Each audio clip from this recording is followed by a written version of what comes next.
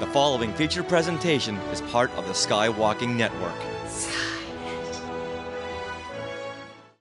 This is what you can look forward to on this celebratory episode 513 of Skywalking Through Neverland. The first question I have is, how do you say hey hey in Japanese? And these are the Loth Kittens. Oh, nice segue. Yeah, like with Cool. two up, two down, like Grievous Huyang. So that was pretty awesome. I'm going to call it right now. That's something very obvious. Ryan Reynolds will appear in this movie. So if you look in the lower right corner of that art, there is a Star Wars Detours Stormtrooper. Are you ready? Off to Neverland. Here we go! A long time ago, in a galaxy far, far away. To all who come to this happy place, welcome. Disneyland is your land. When I first made Star Wars, everybody in Hollywood said, well, this is a movie Disney should have made. You're more than just fans. You're family. Best day ever! It's about family, and that's what's so powerful about it. Hey, hey. When you use a bird to write with, it's called tweeting. When we visit the world of Disney, we never grow old. It's a Peter Pan, Never Land that keeps us young in heart. This is Jedi Master Obi-Wan Kenobi, and you are skywalking through Neverland. I have a good feeling about this. Hey, Skywalkers! Is your head still buzzing with Loth Kittens and Shadow Lords and Mandalorians and Grogus and Ryan Goslings and other big reveals from Star Wars Celebration Japan? Ours is too, which is why we have a big breakdown coming your way. But until then, we want to welcome everyone back to Skywalking Through Neverland. I am Richard Woloski, but now everyone please say hello to my sweetie wife Sarah, who's dressed in Asajj Ventress colors. Ooh, yes. Why am I dressed in Asajj Ventress colors? Because we just did a round table with Nika Futterman all about these new Star Wars Tales of the Underworld. Yes. This anthology series, which is coming out May the 4th. May the 4th. Now, Nika Futterman is the voice of Asajj Ventress. She was so fun. We can't wait to share this roundtable with you guys. We are embargoed until May 4th. However, it was just announced that the first 2 episodes of Star Wars Underworld will be available exclusively on Fortnite on May 2nd. Now, so, any Fortnite users out there? Or those who don't know what Fortnite is? You know what it is. They did it at D23. The big event. I know, it's a but game I platform. still don't know what it is. It's a gaming Is it like platform. Minecraft? It's I like don't know. where you have an avatar and you go into this world and you like go to different islands and there's like a Star Wars island, or there will be. So yes. And how they're gonna run Star Wars Underworld around this, I don't know. Well, but you know what? It'll be on Disney Plus May 4th, the way most people will want to watch it. And once again, we just did a press roundtable with Nika Futterman, and wow, she is hilarious, giving her ins and outs and her opinions. She even sang about for us a little bit. about Asajj Ventress. Yeah, she sang a song, her Disney princess song. And we'll be having this audio sometime very, very soon. Well, May 4th is the May the 4th embargo. then. There, so there you go. I guess that answers that. Yes. All right. Well, Skywalkers, we are your enthusiastic podcast destination for the many decades of your Star Wars, Disney, Marvel, and pop culture fandom. So imagine a big wiki hug from us and a little sprinkle of pixie dust for our family of Skywalkers. In fact, we have some people tuning in already. We have Fernando. Hey, Fernando. We have Maria. Hey, Maria. We have Glenn. Hey, Glenn. And we have Julie. Hey, Julie. Welcome back. Yay. And Glenn, I hope you're feeling better. Oh, yes. Oh, and we have Jeff. Jeff Caffrey. All of our friends Amazing. are back from Japan. Yay. Welcome back. Well, Richard, speaking of, we have a lot of people tuning in, and our YouTube subscribers went up a lot this week. An explosion of I am dumbfounded by this. Yeah. Are you ready for this? Okay, what did we have last week? Last week we had 9,352 subscribers. Okay. And we wanted 9,500 by Comic-Con in July. Okay. So we were going up 5 or 6 a week. Mm-hmm. Guess how many we have now? Show them. 9,793. Oh my God. We went up like 400 subscribers in the last week. Many. We went to Fan Fest night over at Universal. Yes. So I think that really bumped us up. We posted a lot of fun videos on YouTube. Fun reels, and also we posted some Andor videos as well. So I think the combination of those two, I guess people were very excited about the content. And they told 2 friends, and they told 100 friends. Yeah. Wow. So let's go back to the original goal of getting 10,000 by Comic-Con in July. I think let's do it. Let's do it, Skywalkers. We can get it by the end of this month. I hope so. I'm just speechless. I'm speechless. It's very exciting. So gratifying because we work hard on this show. We work very hard. Hours and hours and hours a week. So yeah, it's cool. Well, coming up on this episode, our good friend BJ Priester from Hyperspace Theories and Fangirl Blog joins us to share his experiences on the ground at Star Wars Celebration Japan and to break down the biggest news, the merchandise, and cosplayers. There is so much to discuss. All right, now we are being sponsored by Small World Vacations, and they are a diamond-level Disney vacation planner travel agency and can help you book your trip to a Disney park around the world, a Disney cruise, or a trip to the Epic Universe over at Universal Studios Orlando. Mm-hmm. I'm so excited about this. And best of all, this service is free. So head over there to smallworldvacations.com for a no-obligation price quote and tell them Skywalking Through Neverland sent you. Now we are recording this episode from Long Beach, California on April 29th, 2025. Richard, what happened this day in Star Wars history? Well, this is a big day because 45 years ago today, on April the 29th, 1980, John Williams debuts as the conductor of the Boston Pops at a Symphony Hall performance in Boston, Massachusetts. Down the street from where I was in Newton, Massachusetts. Asking if I went to this concert. Did you go to this concert? I did not. Oh, no. I did not know what what were was you going doing? on. I was at home on my top bunk. I remember this very clearly. This was broadcast live on PBS. I recall sitting on the top bunk of my bunk bed, watching this little tiny 5-inch black and white screen and watching John Williams conduct these new themes from The Empire Strikes Back. First time we ever heard these new themes. He played Yoda's theme and then the Imperial March. I recall my head blowing up. Hold on, I'm going to turn these colors red. My head blowing up at hearing the Imperial March. It made such a huge impact on me. And then R2 and 3PO, played by Anthony Daniels, came out to conduct the main theme.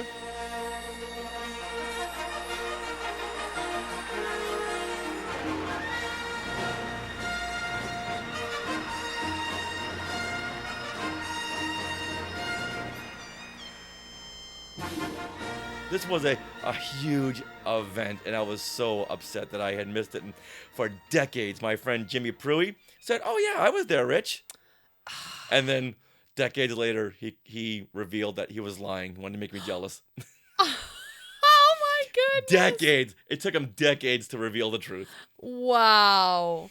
Well, that is so exciting. And it was interesting to watch that John Williams documentary on Disney Plus, which mentioned that a lot of the orchestra members were not so keen on this Hollywood person coming in and playing Hollywood themes, which is basically what is keeping symphonies alive right now today, is playing these themes from movies that we love. Oh, very much so. Because before John Williams, it was Arthur Fiedler, who had been there for I think 300 years, conducting everything but movie symphonies. And yeah, if I had known that John Williams was in Boston as an 11-year-old, I would have been there. I would have been there.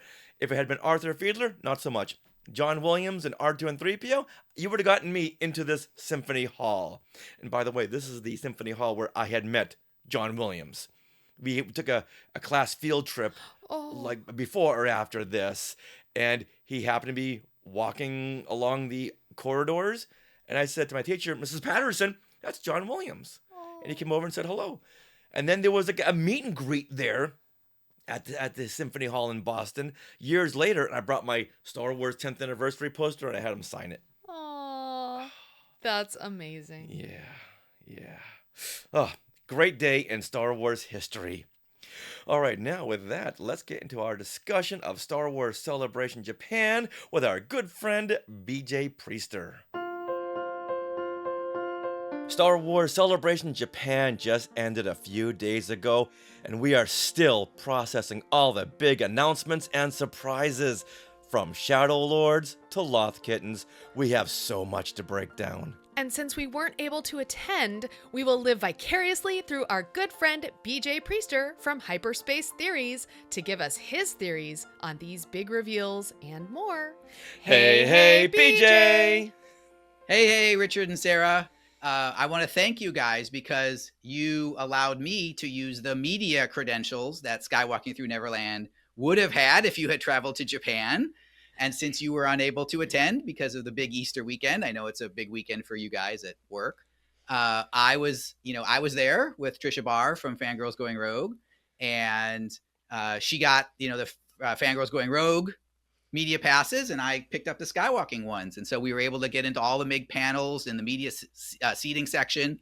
That's why we've been doing this for 11 years, just so we can skip the line and get right to the front. Yeah, so we're very grateful you were there in our place and that we could use our media badge because, use it or lose it. Yeah, BJ was representing Yeah. Skywalking Through Neverland.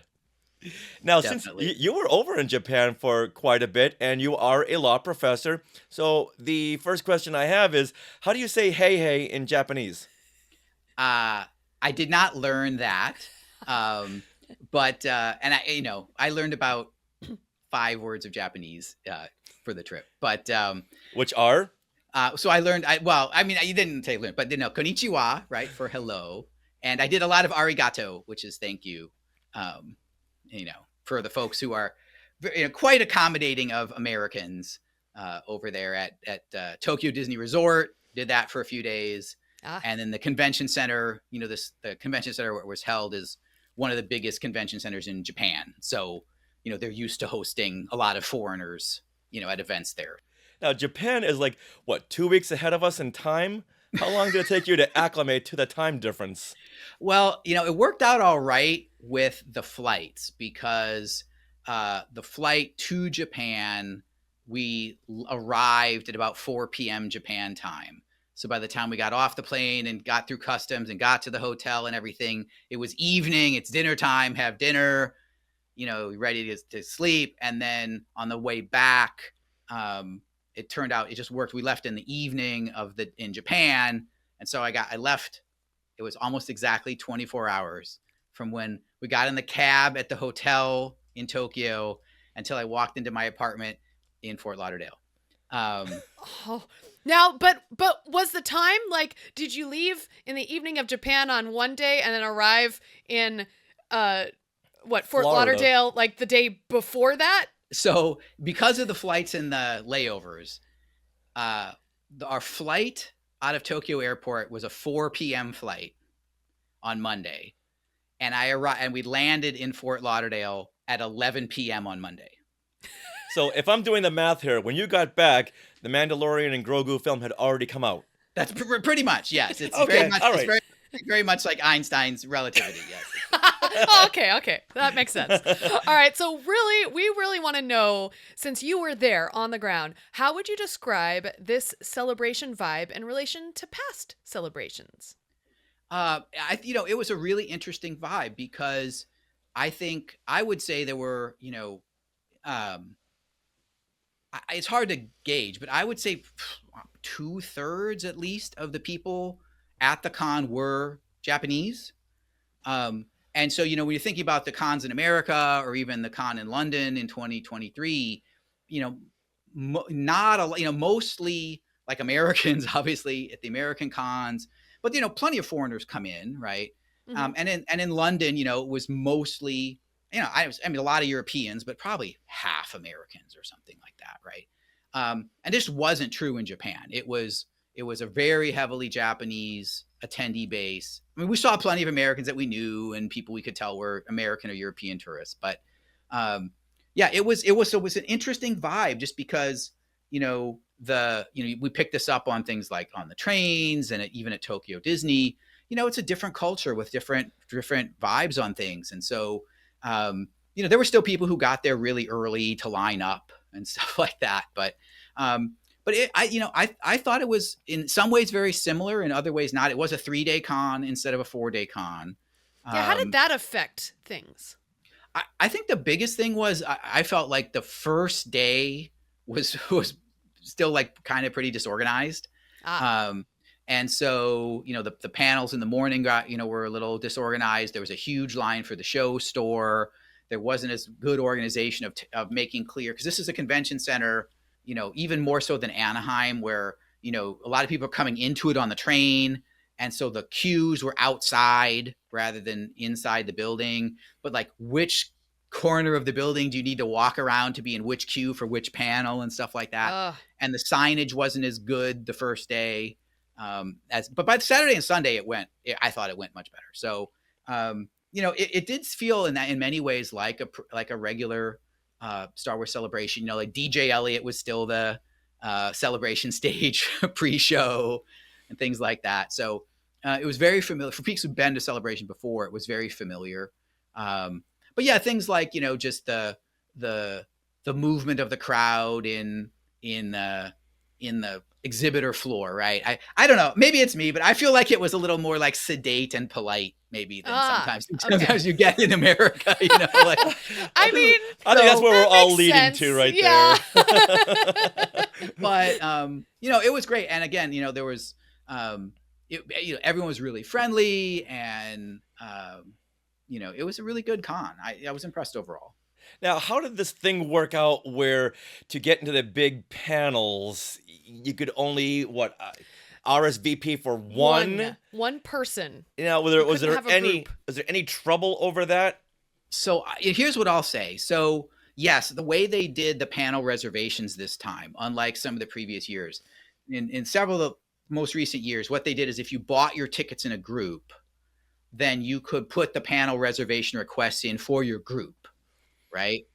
And this time the thing was every ticket was its own entry. Ugh. And, husband and wife go together, you're not going to get the same results. And so there's a Star Wars Celebration fan Facebook group that has many, thousands of users in it. And there were a lot of people talking about this ahead of the con. Like, I got the celebration stage for Andor, but my wife is in Twin Suns and we don't want to go to the panel in different rooms. And we actually heard, we didn't see it because we were in Celebration Stage, the main stage for all the big panels as media.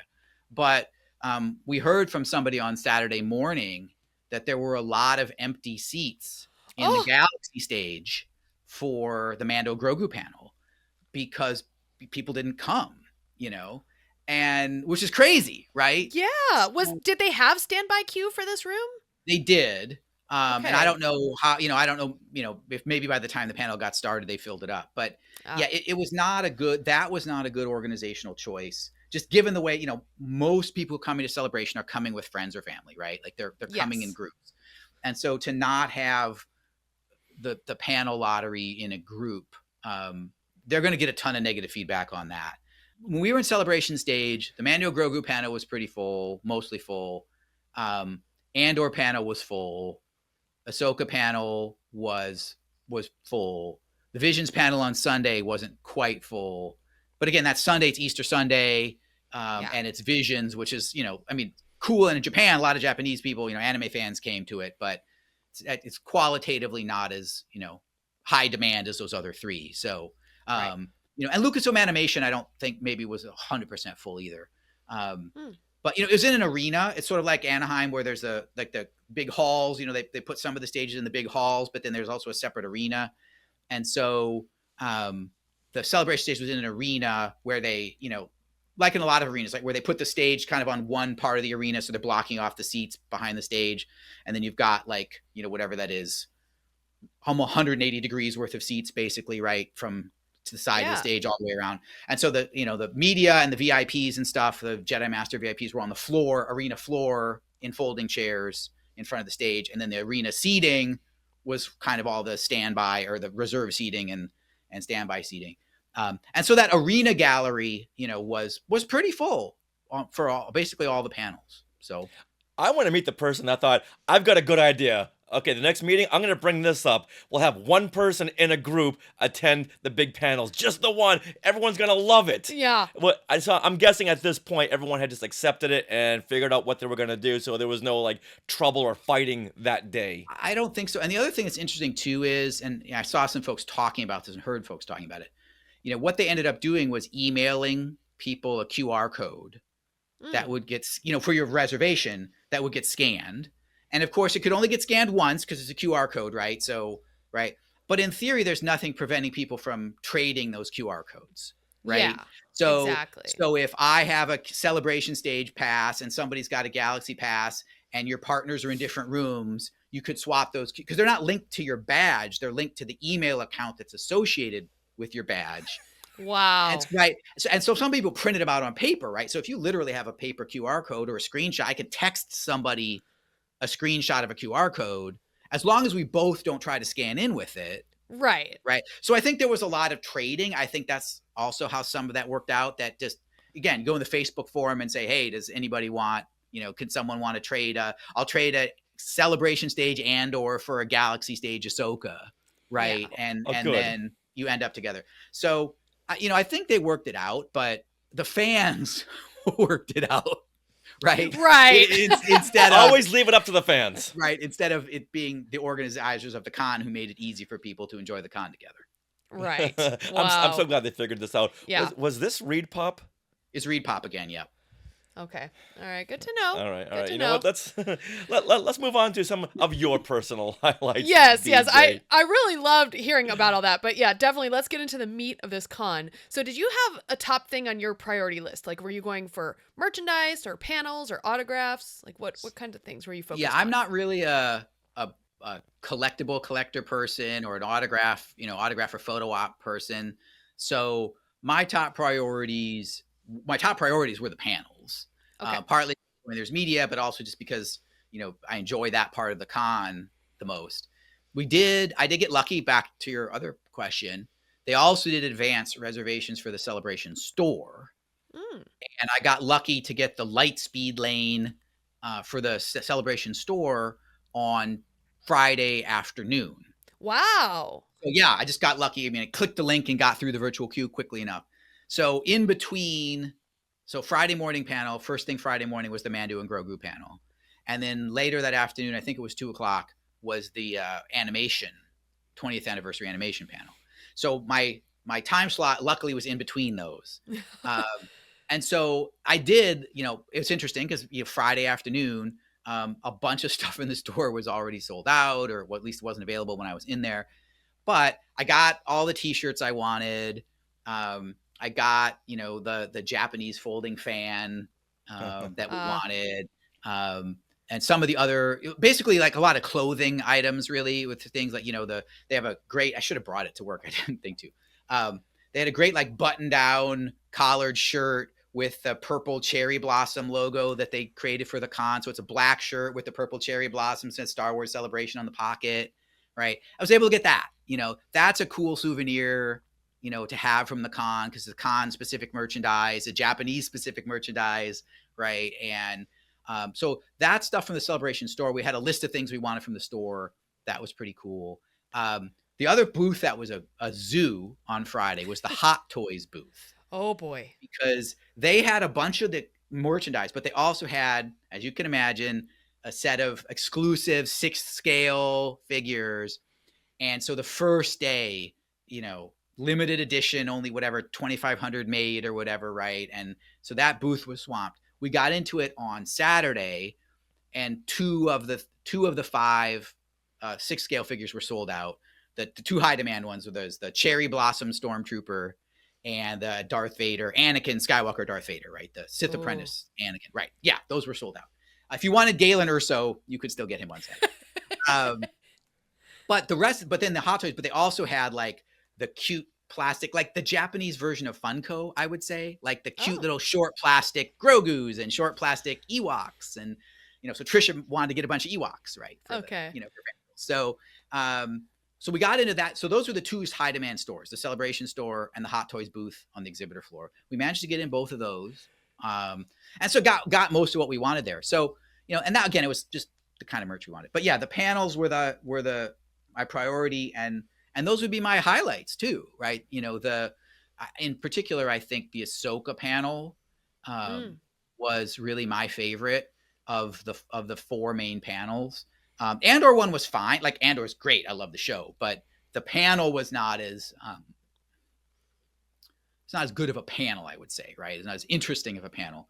Right. The AHSOKA panel was really, really, it's just a good panel. Let's break this one down. Sure. This had so many surprises in it. Yeah. The AHSOKA season 2 panel. I think as we speak, they're starting to shoot season 2 of AHSOKA, because they made the announcement last week that next week we'll start shooting. So it's like what Thursday right now, right? So they're filming in London.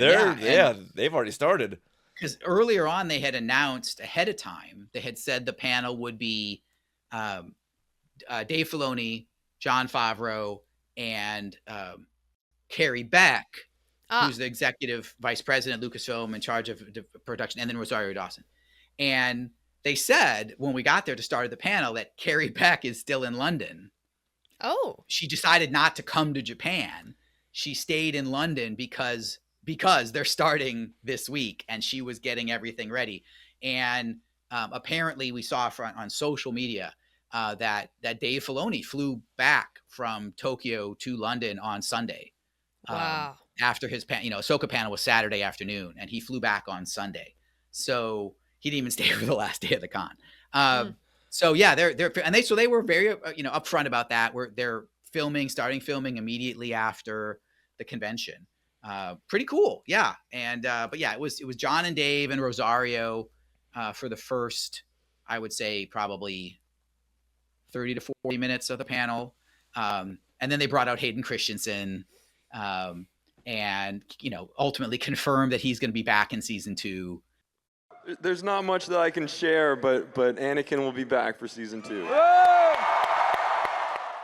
They didn't say how. Yeah, we got to watch this panel on the live stream. Good. Okay. Thank goodness that live stream. And after what we had seen in AHSOKA season 1 with Anakin, how are they ever going to top that scene in the world between worlds? Now, BJ, if they had come to you and said, okay, BJ, we need your input. How can we insert Anakin into season 2? How would you want to see Anakin return? I think part of it, probably they hinted at it already, right, is those training holograms that AHSOKA has from her master. That's right. So I think, you can easily do it that way, but that's going to be less interactive, right? We're going to see Anakin and he's sort of teaching AHSOKA, but it's not going to be a conversation, right? Because the training holos are just there. So I think the other possibility, and Dave talked about this a little at the panel, they've hinted that the Mortis gods are involved with the Peridia plot line, right? So there's a statue of the father and the son and the daughter, and Anakin, was kind of at the heart of that arc in the Clone Wars, right? It was really about him, right? And that the father wanted Anakin to take his place, and the son was trying to get Anakin to the dark side and all that. So I think it's possible that even though if it's not World Between Worlds as such, right, that if we're going a sort of Mortis Temple, Mortis Gods type angle on Peridia, that Anakin could come in somehow in a spiritual way, right? In a cave on Dagobah, World Between Worlds, Force Vision, maybe, right? Sort of way. I don't think we're literally going to Mortis, but I don't know. They hinted in the Clone Wars that, again, it's also metaphor. It's not literal. So like, who knows, right? But like Anakin was supposed to bring balance to the Force. Anakin was supposed to like replace the father, right? Yes. And maybe that's where Dave's going, right? That like, is Anakin finally like 7-8 years after Return of the Jedi, is Anakin reached a point in the Force where he can ascend to be the new mystical balance keeper of Mortis? I don't know. Right. Whoa. You Well, know, and what? Stop right there. No, but then okay, That's so awesome. So Ahsoka though is basically a surrogate for the daughter at this point. The daughter gave her life for Ahsoka, and the Convor showed up, and that's a whole thing. And then you have Baylan Scoll, who's on this journey, who's already been tapped by Mortis, for lack of a better term. Maybe he's going to embody the sun, and Anakin's like the balance somehow. But also, they did tease at the end of season 1 of Ahsoka, Ahsoka sees Anakin's Force Ghost.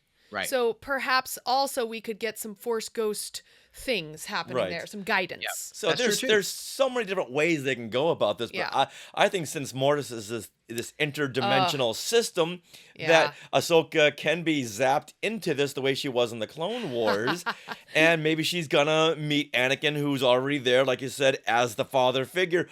Oh my goodness! Someone get Dave Filoni on the buzzer. Well, and also, I will share Trisha's thought too that she made about it, which is, as we'll probably talk about, on Friday afternoon at the animation panel, they announced this MAUL Shadow Lord animated series starring Sam Witwer. He was there on stage. Sam Witwer voiced the son. Yes, that's right. So we know Dave is still working very closely with Sam Witwer. So we've got Anakin, we've got Rosario Ahsoka. I mean, it wouldn't take much to bring Sam to London for a few days and have him perform as a son or a surrogate for the son or something like that in Ahsoka season 2. No one implied that would happen. No, but you know what? We are, so it's going to happen. We are, right, exactly. I mean, you wouldn't, you're staying directly involved with Sam on another project while you're doing Mortis, right? Like, it's right there. Yeah, maybe that's why they gave him the series, the Shadow Lords. Like, we got to keep him busy. We don't want him to go to somewhere else and any other shows. We want to keep him right here so we can just keep him employed. Yeah, it makes total sense that Ahsoka, I mean, I argue, so like Andor is your grounded Star Wars series, right? Ahsoka is your pie in the sky fantasy, like spiritual series at this point. Like, it's the most fantasy leaning of the Star Wars series. So it could absolutely do Mortis. Yeah, but the one complaint everyone had about the first season is like, what's going on here? Who are these characters? I've got no idea. I didn't see Rebels, so I'm so lost. Hopefully people have caught up by now. You would think so, but once again, like I always say, you can't just jump into a show like this without having prior knowledge. Maybe that's true for the Skeleton Crew, but something like this with a character that's already been established for almost 20 years at this point now? Yeah. Almost. So, coming up on 20 years. Oh, you're talking about Ahsoka?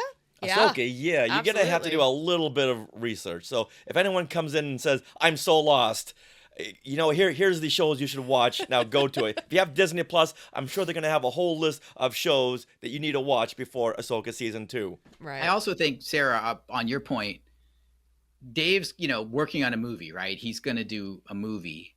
And I feel like also if I'm Dave thinking about this, I'm like, I'm going to do my kooky spiritual stuff maybe in my Disney Plus show, right? Yep. And make my movie a little more down the line, a little more mainstream, right? Yeah. You can do Cave and Dagobah, but like that's about as far as it goes, right? in George's films, right? In terms of weird. So I think, I don't know. I wouldn't, like, again, if you're Dave and you're thinking like, where am I going to use which ideas? Yeah. You can swing for the fences more in your animated show than you'd risk in a movie, right? Yes. Now, however, they are putting something very mainstream in Ahsoka season 2, and these are the Loth Kittens. Oh, nice segue. After this recording, we're going to go to Galaxy's Edge and just stand at the creature stall and just wait for those Loth Kittens to be sold. Yeah, so what was the fan reaction in the room when they showed a picture of these Loth Kittens? It was exactly what you'd expect, which was like a giant, aww. It was because they put it up unprompted, right? It just popped on the screen.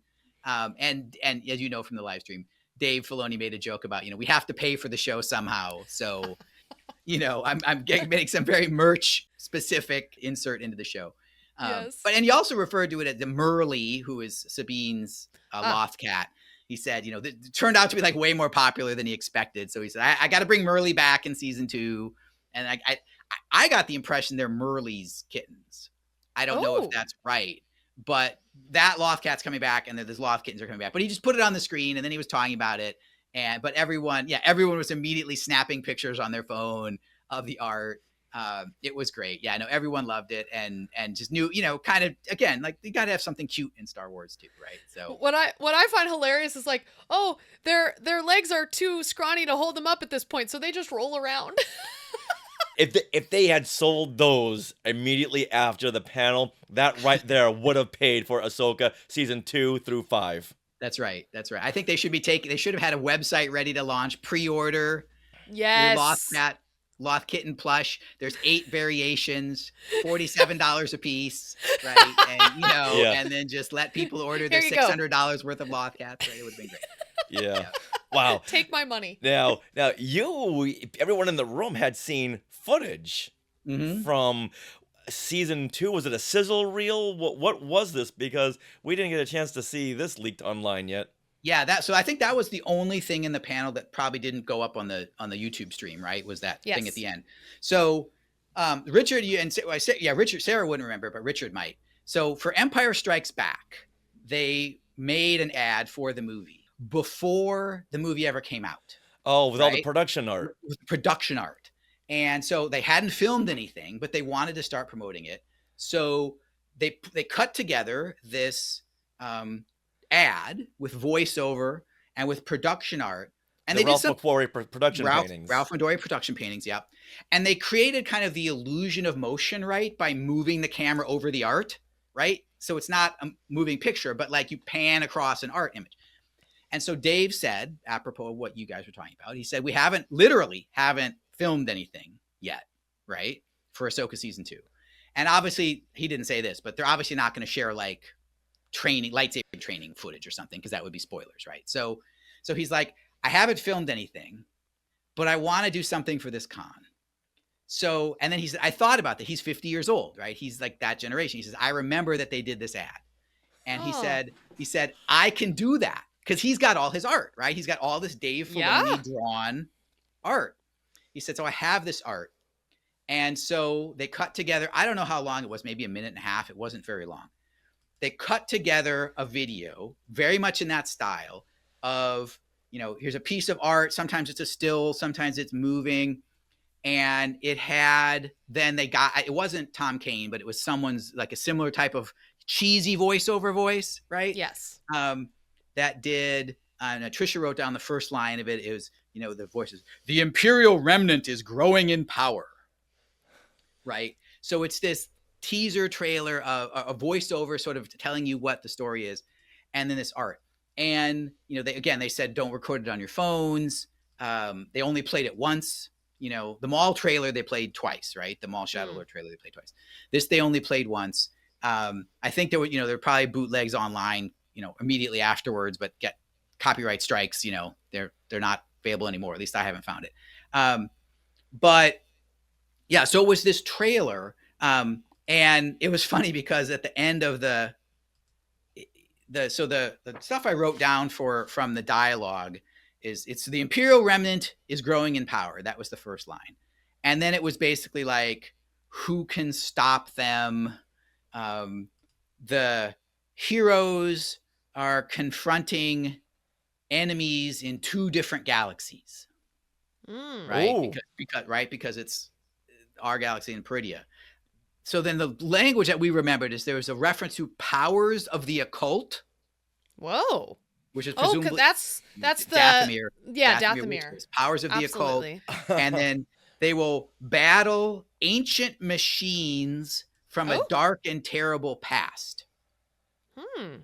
So you remember that episode of The Bad Batch where they go relic hunting with Fee, and they pull the relic out, and this giant like juggernaut laser machine comes out of the ground. Like it's something along those lines, like this buried thing. And then it says culminating in a confrontation between Ahsoka Tano and the fallen Jedi Knight Baylan Scoll. And then they did a voiceover, and then starring, and they put the images up. Ahsoka Tano, Sabine Wren, Ezra Bridger, Harrison Dula, the droid Hu Yang, Chopper, and Garazeb Aurelios. Put Zeb up. And so anyway, so that was like the voiceover. The voiceover vibe was very like, again, it was cheesy 1980s voiceover, but really setting up like, this is going to be there. It's a battle between good and evil in two galaxies, right? Okay. Yeah, we're looking on YouTube right now, and so far there's a lot of sites that say Ahsoka 2 leaked footage. And it's like, no, that's from the first season. 1, yeah. Right. Yeah, because people are trying to get the clicks by hoping it's yes. Well, you know what? I just felt guilty to that. That's right. They're basically Rick-rolling you, right, with trying to look for this footage. So there, I would say, give or take 30 art images. Okay. So like wow, 2 to 3 seconds each or less, right? Because they're cutting really fast. And I would say, the notes that we wrote down and we didn't remember it in order. There was a set of images that are clearly, they're red, right? They're on Dathomir, right? So stormtroopers fighting Night Sisters, Imperial invasion of Dathomir. Probably. Okay. There was another set of scenes that were stormtroopers fighting New Republic troopers. Okay. So, you'd expect, Thrawn's forces fighting, the blue, kind of like the Matt Lanter character in Mando, right? Where it's kind of like a blue outfit with a white helmet. The New Republic officer. Yeah. So, art that looked like that. So that was kind of what I think of as the New Republic storyline, right? Like the Thrawn storyline, like Dathomir and New Republic and stormtroopers. And then there was a bunch of art of Ahsoka and Sabine, that's all in Peridia, right? So that's scenes with their lightsabers. There's one shot that's Ahsoka that starts, like when I'm talking about panning, it starts with Ahsoka with her 2 lightsabers out. And so you're thinking, okay, great, who's she fighting, right? And then it pans across the art, and it's like this giant machine that's like twice as tall as she is. Whoa. Kind of like looming over her. And I would say almost like a pointy beak face, almost like a bird head or something, right? Where it's like a round head with a conical beak and then lights along it. So that's like, to me, that's okay. She's fine. That's a machine, right? That's not a organic adversary. That's a machine. And there was Sabine fighting a machine as well.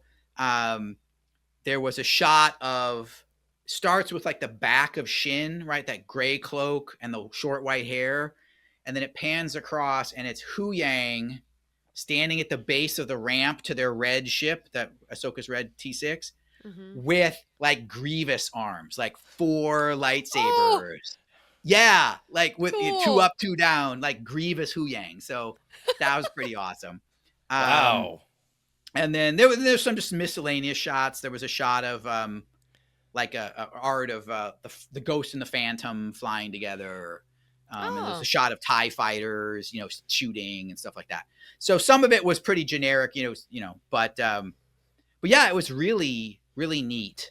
Well, this is impressive that you got all this information while trying to watch it and write everything down at the same time. Oh, well, it's funny because when you're in that arena, so they aired it, everyone's screaming, the panel's over, people start leaving, and we just stayed in our chairs. Yeah. And pulled the clipboard out and started, what do you remember? What do you remember? What do you remember? And like, we're like one of the last people to leave the arena because we were like, because this was the very last thing in the panel.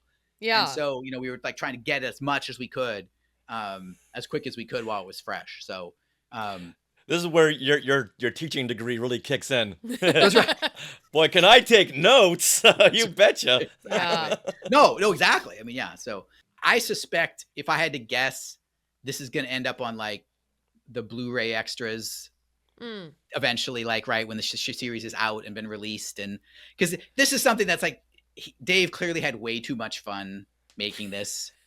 to like only show it once ever in the world, right? Like he's Yeah. going to share it again, but maybe Nick, maybe not till after the show's out or something, right? But or maybe not, maybe I'm wrong. But because it wasn't really spoilery, right, in any meaningful way. No. But it's just sort of teasing and hinting at what's coming. But as very much an homage to, the Ralph McQuarrie 1979. The Empire Strikes Back. Actually, they had released that at Comic-Con. Our friend Craig Miller showed that for the first time. Before back in 79? Not back in 1979, before they shot any footage. Wow. Now there's the one touching part of this panel was Dave Filoni talking about recasting Baylan Scoll, since we no longer have Ray Stevenson. But now Baylan has been recast with Rory the Mountain McCann, and the Mountain from Game of Thrones. Right. Yeah. And they were good friends, Ray Stevenson and Rory McCann. So it's good to see that Rory was able to take the role. Yeah, after and even in the I'm sure you could tell on the live stream too, but in the room, you could just tell. People went quiet, right, when Dave was talking about it, and you could just hear in his voice. And he was up on the big jumbotron, right, on the screen in the room, so you could really see him, even if you couldn't see him on the stage, right? You could see his face while he was talking. This is the part today that's a challenge, but it was a particularly big challenge because of losing Ray, who was just the greatest person and such a great spirit on the show. I knew Ray from working in voice acting with him, and I just always instantly connected with him and thought, want to make live action, I need this guy to portray a powerful Jedi Knight that I've had in mind. And he did not disappoint in any way. Ray was the most beautiful person on screen and off. He was wonderful to all of us. However big a loss you think it is, it's bigger. And it was a challenge for me to even consider continuing for a while. But I have a great support group with John and Rosario. And I found a way, and I had Ray in my head. And grateful for all the conversations with him about Baylan. So I understood what to do. It just took a while to get there. But I'm very confident now that Ray would be happy with the direction that we've chosen. Spoke to his family about it because they were so important to Ray every day that we were working. And so we've continued. You could just tell how emotional he was about it, and being very honest, that it took him time to work through the grief. Right. But, he said that, the story is meant to have Ahsoka and Baylan kind of as mirror images of each other. And the story doesn't really work without Baylan. And so, he ultimately came around to it. But, like you said, he talked to Ray's family. He talked to Rory. Rory knew Ray. So it's not just like finding someone who can do the part, but someone who was friends with the person and really, understands, respects and understands what Ray brought to the role and, wants to honor that and sort of, deliver the ending for the character, right, that his friend wasn't able to do. And I think that's going to be, I think he looks, like it's sort of like recasting Dumbledore, right, Sarah? Yeah. Like looks similar and not identical, but like pretty similar vibe, right? Like you give him a similar beard, similar hair, similar build, similar cloak. Yes, it's a recast, but it works because they're both credible performers, in the role as that character. Right. And so anyway, it was, but you could tell, I mean, the whole point was they took the decision very seriously. Right. And everyone involved knew how emotional it was. But again, that's all the more reason to think they're going to deliver something really great from it, because everyone's committed to honoring, respecting, and loving what Ray brought to the role.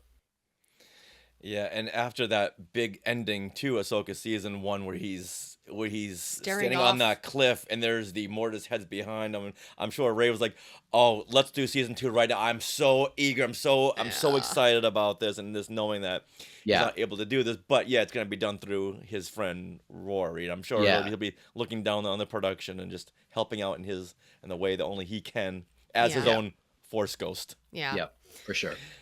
All right, well, let's get into the first panel that you attended, which is Mandalorian and Grogu.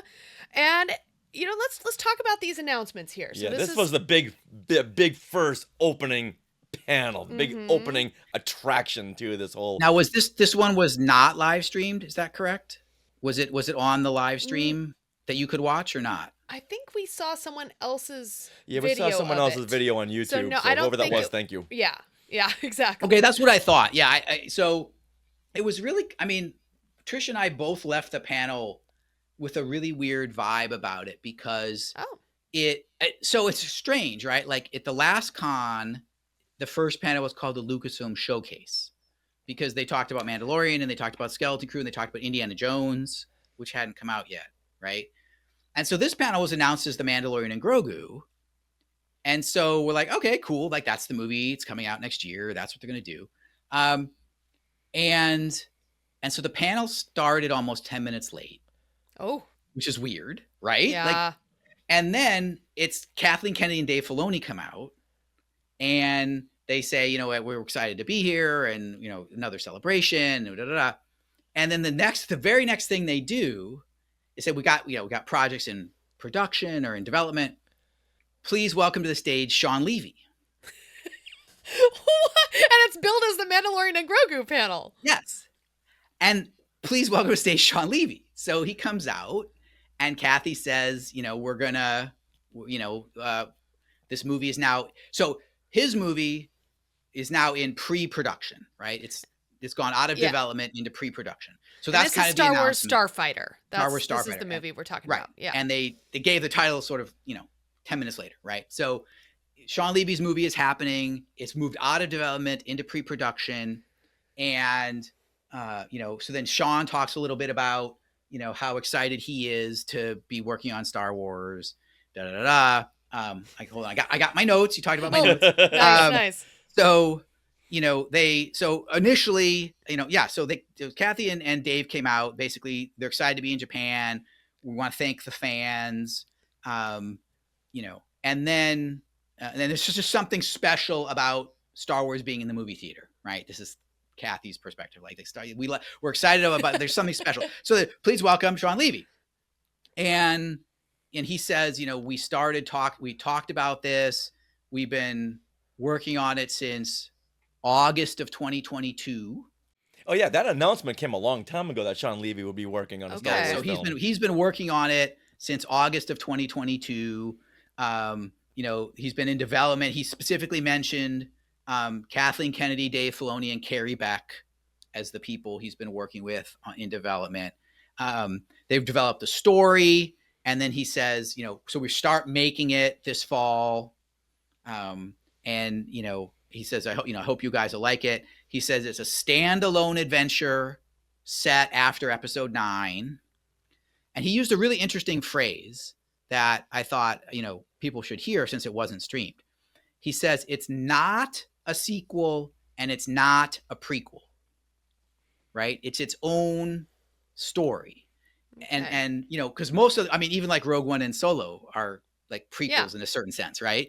And Absolutely. So he's like, he said it's not a prequel, it's not a sequel, it's its own thing. It's going to have a new characters, new story. And then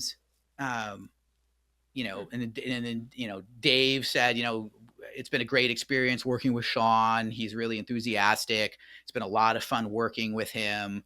And, we're excited for this project. And then Shawn Levy said, there's been so many rumors online about my movie.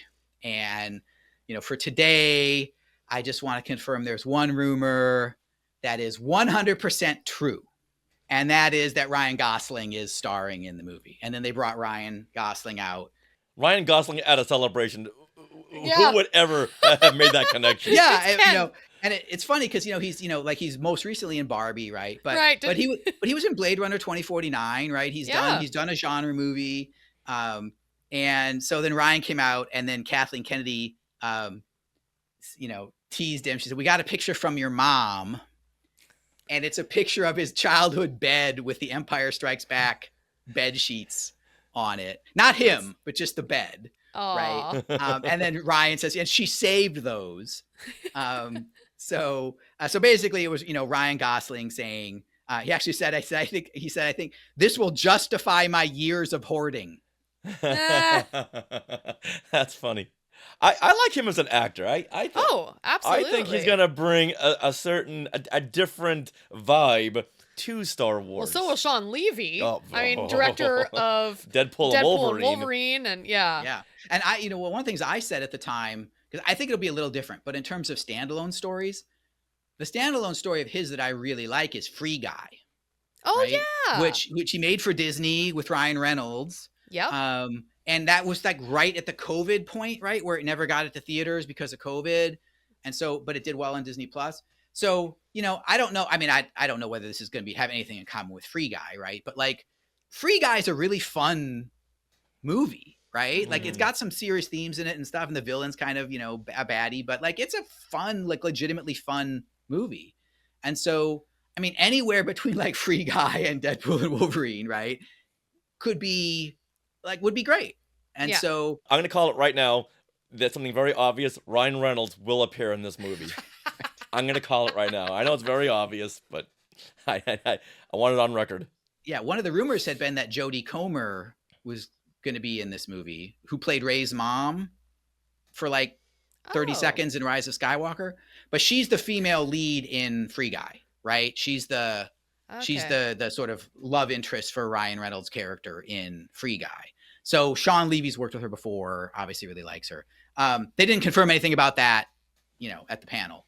But yeah, they're going to, it wouldn't be shocking if they sneak in some of his favorite people right into these movies. Now, under the title Starfighter, did it say asterisk, formerly Rogue Squadron? It's like Thunderbolts, asterisk. Exactly. Asterisk under that, working title. Working title. Right. Yeah. So, I mean, that's kind of, Ryan Gosling just said, the script is great. I'm excited. The story is great. I'm excited to be in the movie. They said a few other little things. And then that was the sort of the last thing they did, right? Is they said the movie's slated for May 28th, 2027, Memorial Day weekend. And, and then they put up the title card, Star Wars Starfighter. Right. And, and then let people take pictures of that. Right. And then, and then that was kind of the rest of it. So I'm guessing after this is when they brought out the slate from the Star Wars Celebration Europe 2023. I'm guessing this is where they were going to go into the Rey movie. Yes. Well, so it's funny so this is what's bizarre, right? So they do this, they finish this. Then they bring out two like Japanese, apparently like one's a DJ and one's whatever, to be the host of the panel to start talking about Mandalorian and Grogu. Wow. Right. Very weird. But apropos of your question, Richard, it was when Kathy Kennedy came out earlier, right before she introduced Shawn Levy. She said, Disney Plus has been our flagship for a while now, or Mandalorian was the flagship on Disney Plus. But there's nothing like the communal experience of going to the movie theater. And we have a number of projects in development, including movies from James Mangold, Sharmeen Obaid-Chinoy, Taika Waititi, a trilogy from Simon Kinberg, and then one from Dave Filoni, and then one from you, Dave Filoni. So she did mention that. She says they're in development, right? Which doesn't mean SHIT. Right. Yeah. And then they said, and then that's when Dave said, and we have one other movie to talk about that's not in development because it's in production. Okay. Right? It's in post-production. Wow. So right. So it's very like, so they name drop those other projects, right? Okay. At the beginning. And then you bring out Shawn Levy for the movie that's in 2027 that we've never heard of, but I guess it was been rumored. Yeah. It's been rumored, but never. And then after that, you talk about the movie that's in 2026. Right. Wow. So that is kind of odd. Yeah, it's like the opposite of what Disney D23 does. So I'm guessing in the background, Daisy Ridley and James Mangold kind of walked past and said, "We'll see you never." Right. Very strange. Okay. Yeah, and then so then that's when they brought out the hosts. And then they had, so that was John. So then Favreau came out too. And so it was John and Dave and Kathy on the stage, and they talked for a few minutes about it, just sort of about making the movie and how excited they are to make the movie. And this is Mandalorian and Grogu now. This is Mandalorian and Grogu. Yeah. Okay. And, it feels like playing with action figures together. And, John Favreau said, I'm excited. We shot it on IMAX cameras. We're excited for that. He did confirm that Dave Filoni's pilot, Trapper Wolf, will be in, appears in the movie. And so, that, and then they talked about, your favorite characters are going to be back. So Zeb is good. They showed a shot of Zeb with Mando. Yes. The BD droids. They brought the BD droids out on stage. Do you remember the one? I think, where was it from? Was it the last, where they brought out the BD droid with the Anzellan guy riding it? Yeah, that's at South by Southwest. So the same thing. They did that. They brought out the one guy, the droid engineer with the BD droids. They brought them out. So to say, so you got the droids. And I don't know when, I don't see it in my notes now, but at one point Jon Favreau came out with the Grogu puppet. Okay. And like carrying him in his arms, no wires, no like puppeteering, right? Literally carrying Grogu, and he's being puppeteered remotely from off stage, right? So like he's waving to the audience and looking around and making noises like in Jon Favreau's arms on stage, right? So like just how much the puppet has improved, right? Since Mando season 1, right? So that was really cool. And then Sigourney Weaver. And she went crazy over Grogu. Oh, yeah. Who else wouldn't? It's like right there, but yeah. And this is where it was a little weird because they brought Pedro out, and then the host asked him a question about like, did you think the character would resonate with fans like this? And he says, yes. and then he goes into this, right, which is. All right. Okay. Future hosts and announcers and anyone at Celebration never use the words challenge. What was the challenge in this? Or did this resonate? Challenge and resonate? How did you feel? Take out of your future questions. How did you feel about that? Of course, it was awesome. Nah, it wasn't that good. I don't know. I was thinking about doing another Alien movie at the time. And what was so strange to me about it, because we love Pedro, and because he's so enthusiastic about this character, right, in this story, but then he goes into like that same story we've heard like multiple times before about how they brought him in before season 1 and showed him all the concept art of the series, and then they told him he was going to be the Mandalorian, and he then circled back to say, and that's why I knew the show was going to be a big success, because like I was blown away by what I was seeing, and so I knew the rest. I'm a fan. And I was blown away by what I was seeing, so I knew the other fans would love it too. Yeah. The one thing I did notice is that everyone in Zootopia'd all the questions.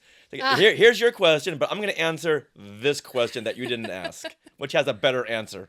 And he didn't. And there wasn't a question about this movie, right? Like I would have thought you'd ask him like, how does it feel? How does it feel to bring Mando from Disney Plus to the movies or something, right? Like, what does it mean to you to now be, to have this Star Wars story that you're in? Because, I mean, I would have even been upfront about it, right? Like they did with Skeleton Crew. I would have said, you're in Fantastic Four, right? You're in a big movie that's coming out. You're a star of a big Marvel movie that's coming out, next year.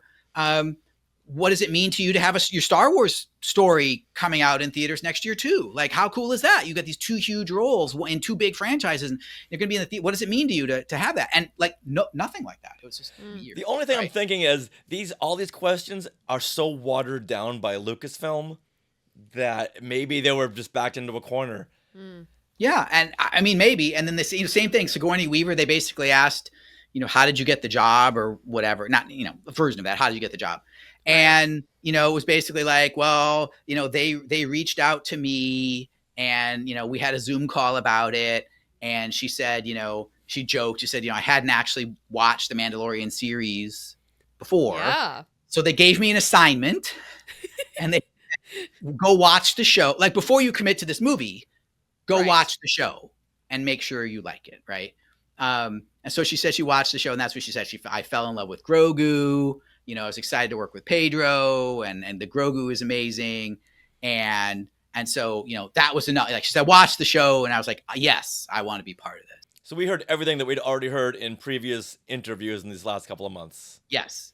And then, same thing. They said, well, the movie's a year away. We've been filming a lot. Most of the VFX aren't finished yet, obviously, right, in the movie. Too early for a trailer, but we wanted to show the fans something. And so they brought, again, like, what do you want to call it? Like a sizzle reel kind of, little footage, cut together footage of some shots that were obviously far enough along to share.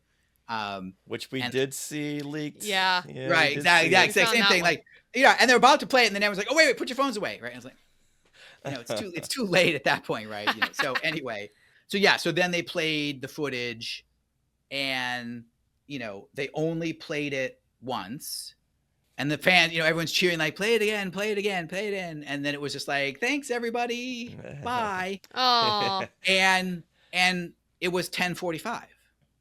Oh wow! So very short. Yeah. So it started at 10. Usually these panels go an hour. And it was what? You said 10 minutes late? It started at more like almost 10:10. Wow. And it ended at 10:45. And wow, so short. Weird, right? And again, like, I get it, like, maybe the Shawn Levy thing, that's all you had, right? Like, yes. And they've learned their lesson not to share stuff in development anymore. Right.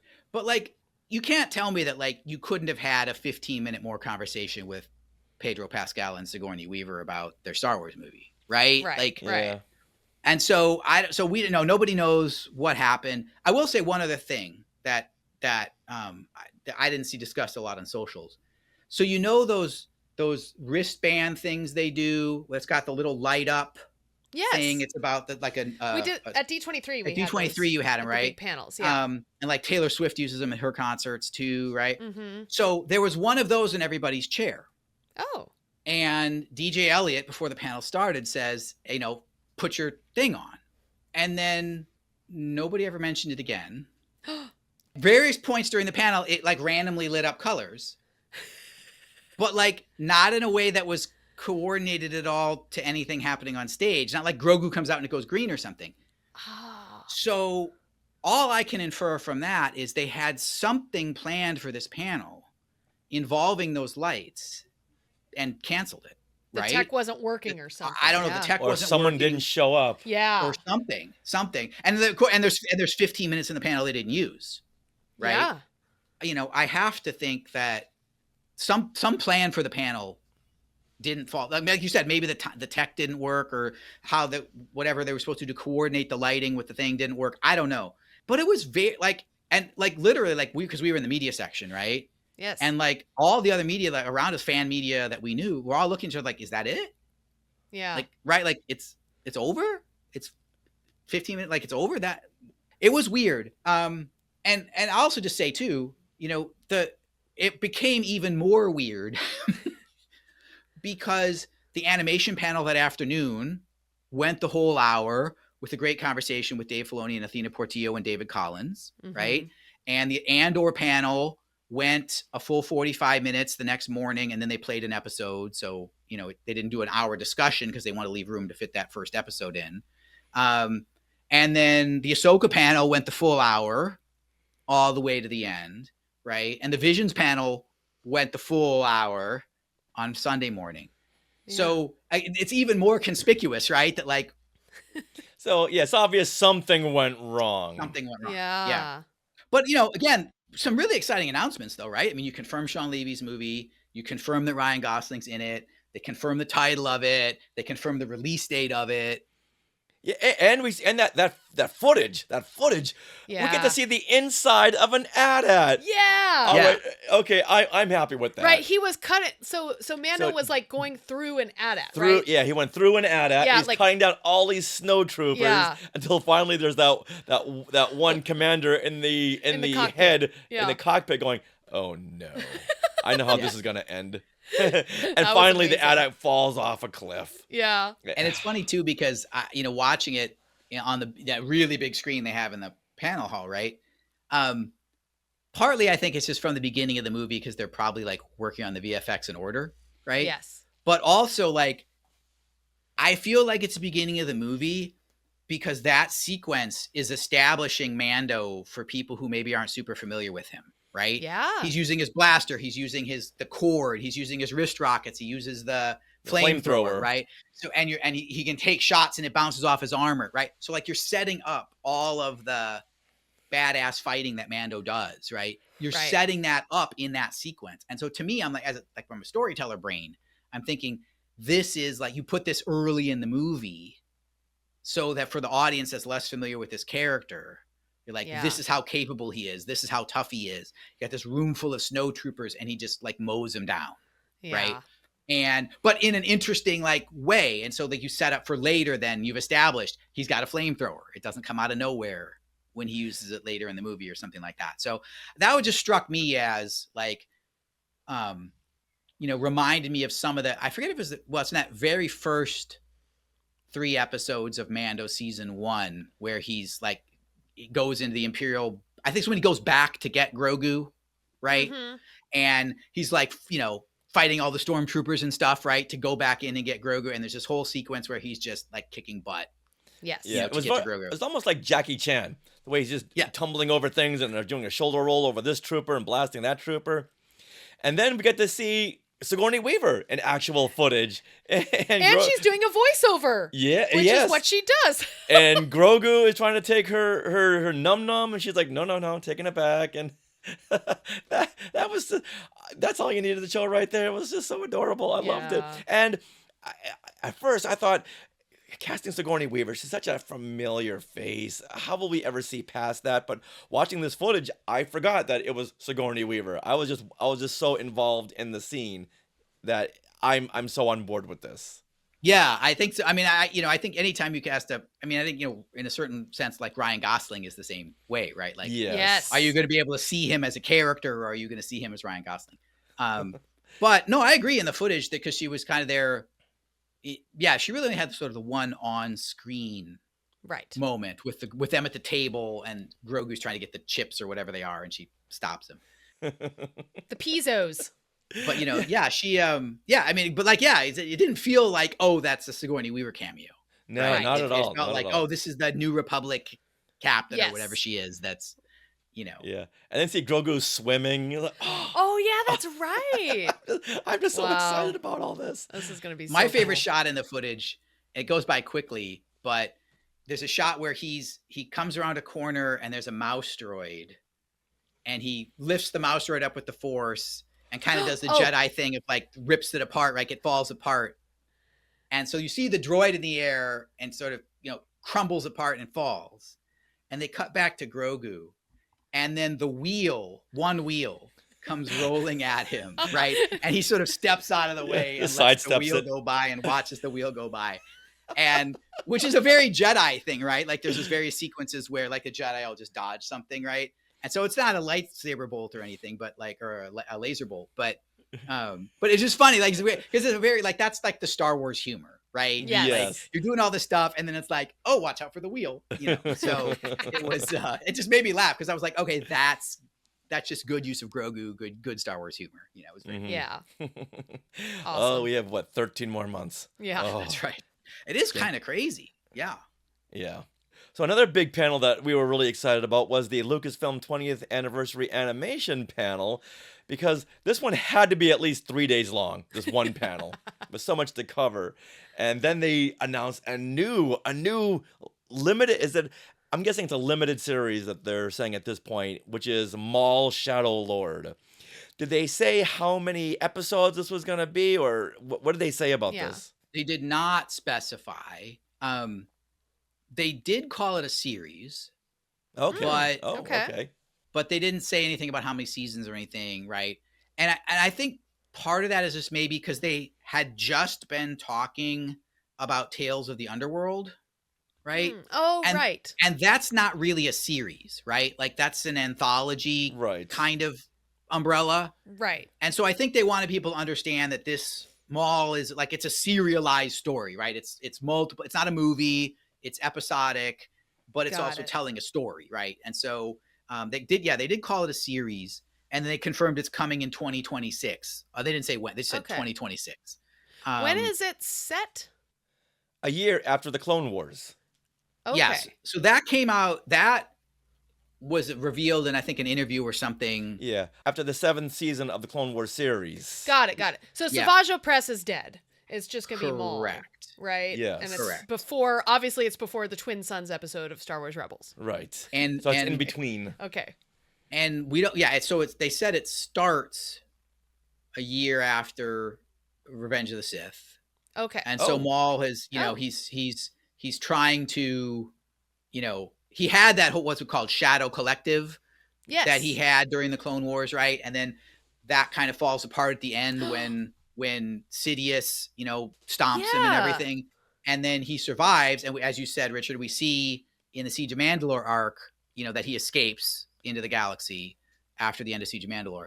And so this, it seems like you get the vibe from the trailer that it's, him, he's trying to rebuild his shadow power, right? So there's Pikes, there's Hutts, there's other gangsters. And the one guy in the trailer says something like, nobody could pull this off or something. And then one guy says, well, there's one person who could. And the guy says, nah, he's dead. Right. And it's like, yeah, no, he's not dead. Yeah. So basically it's he's going to try to reconstitute his underworld criminal shadow empire that he had. So there's if you remember in a couple of those episodes, and then in season 7, there was the lady Mandalorian with the short hair. Her name is Rook Kast. That is one of the 2 lead Mandalorians with MAUL and Siege of Mandalore. She's in the trailer, right? So she, survived Siege of Mandalore. I assume, escaped prison or got out of prison or something. But like one of his big Mandalorian allies from Siege of Mandalore arc is in this show. And then they also show that there's a Twi'lek, I don't say girl, young lady Twi'lek, who he captures and he's going to train. And they show her with a lightsaber. What a fun character. I bet that'll be fun to cosplay. Now, this sounds like, at the end of Solo, a Star Wars story. Yes, exactly. He and Kira. Yeah, he and Kira, he was like part of, what is it? Did they call it the Shadow Collective? Or they called it something. Crimson Dawn is Crimson the group Dawn. that he was running at the time, yeah. That's it. So I feel like they're taking stories that were going to be in Solo 2 and now are repurposing them for this series. Oh yeah, this is all going to culminate into the Crimson Dawn with Kira, and I'm sure she'll be voiced by Emilia Clarke. Oh, I hope so. Yeah, because I mean, there's what Solo is about halfway, right, between Revenge of the Sith and New Hope, and then Twin Sons is pretty close to A New Hope, right? I mean, yes, yeah, I believe 3 years. Yeah. Right. So you could easily build toward the Solo era Crimson Dawn when he's in charge, and still have a long runway left. Yes. Before you get him to Twin Sons, right? So there's a ton of room there to do stories with him. So I don't know, I don't know if it's going to be like Andor where like they have a season and then you like jump 10 years or something for the next season. Like, I don't know. Because they literally said nothing. Okay. There's so much potential because here's MAUL and he's watching Sidious grow this big empire, and he's just planning, how can I take this down? How can I form my own rebellion to take down this empire? Oh, there's so much. Yeah, there was an interview with Sam Witwer. I saw it on my phone, after the con, but I think it was IGN maybe or something, where they asked him about it, and he's like, "Oh, you got to remember, right? Like MAUL was the Sith apprentice, and he thought he knew what the plan was." Right. And now after Siege of Mandalore and at the Rise of the Empire, he realizes there's a whole bunch of the plan that he didn't know, right? And so now he's like, so part of it for MAUL is like you said, Richard, part of it's like, how do I get revenge? Everything with MAUL is revenge, right? Absolutely. So how do I get revenge on Sidious for what he did to me? And, right? and plus, he killed his brother. So Yes. there's an extra layer of vengeance. Oh, yeah. And yet also know that like, yeah, but this guy was like 10 steps ahead of me the whole time. Right. Right. And so like you want revenge. And at the same time, you're like, I was way underestimating how diabolical Sidious's machinations were. Right. And so like this, so he's got to reset himself, right? Like I want revenge, but also like, okay, I misjudged this so much. Yes. How do I how do I figure out what moves to even make? Because I don't want to get squished like a bug, right away. So anyway, like, so there's tons of potential there, right? Like in the character dynamics and the plots and stuff. Well, I think he's going to be the muscle where he's going to bring Kira in to be the brains.